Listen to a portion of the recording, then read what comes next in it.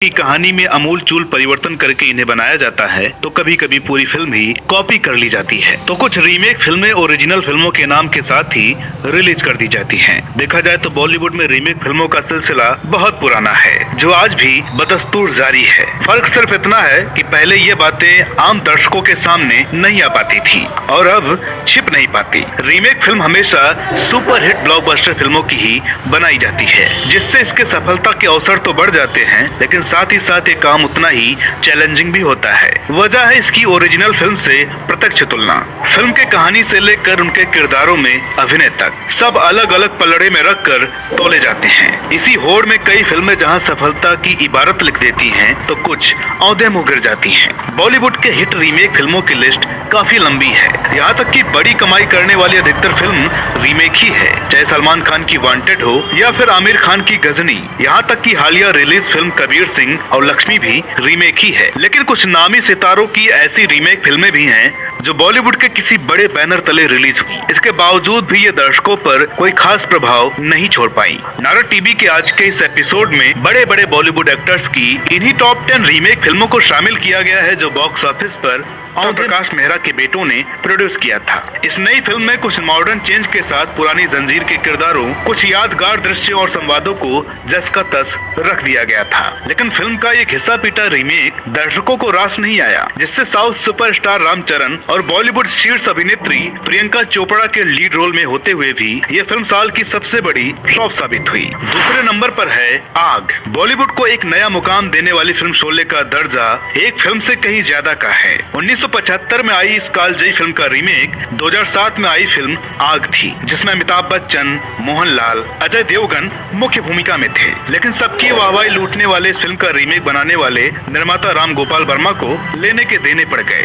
एक तो फिल्म आज के परिवेश से बिल्कुल मेल नहीं खाती थी, जिससे बॉक्स ऑफिस पर इसे खास पसंद नहीं किया गया। वहीं दूसरी ओर इन्होंने शोले का रीमेक बनाकर इसके डायरेक्टर रमेश सिप्पी के विशेष कॉपीराइट का उल्लंघन किया था, जिससे उन्हें कोर्ट की फटकार के साथ 10 लाख का जुर्माना भी देना पड़ा। इस तरह इस फिल्म ने दर्शकों को पूरी तरह निराश किया। तीसरे नंबर पर है कर्ज। मशहूर सिंगर और म्यूजिक डायरेक्टर हिमेश रेशमिया को उनके गाने के अलग अंदाज के लिए जाना जाता है, जो एक बॉलीवुड अभिनेता भी हैं। लेकिन जैसा कि हम जानते हैं कि अभिनेता के तौर पर हिमेश को अब तक फिल्मों में कोई बड़ी सफलता नहीं मिली है। सुभाष घई की 1980 की हिट फिल्म कर्ज के रीमेक में हिमेश रेशमिया ने अपनी किस्मत आजमाई। सतीश कौशिक के निर्देशक असरानी और राज बब्बर जैसे बड़े एक्टर भी कास्ट किए गए थे। इसके अलावा फिल्म में हिमेश रेशमिया के 19 गानों का जायका भी था, जो दर्शकों को थिएटर तक लाने में नाकाम रहा। चौथे नंबर पर है हिम्मत वाला।